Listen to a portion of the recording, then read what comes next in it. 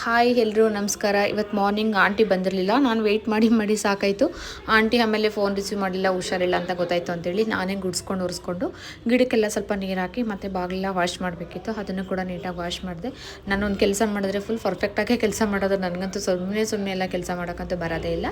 ಹಾಗೆ ಜ್ಯೋತಿ ಬಟ್ಟೆ ಎಲ್ಲ ಮಡ್ಚ್ಕೊಡ್ತಾ ಇದ್ಲು. ನಾನು ಅಡುಗೆಗೆ ರೆಡಿ ಮಾಡ್ಕೊಳ್ಳೋಣ ಅಂತೇಳಿ ಅಡುಗೆ ಕೂಡ ರೆಡಿ ಮಾಡ್ತಾಯಿದ್ದೆ.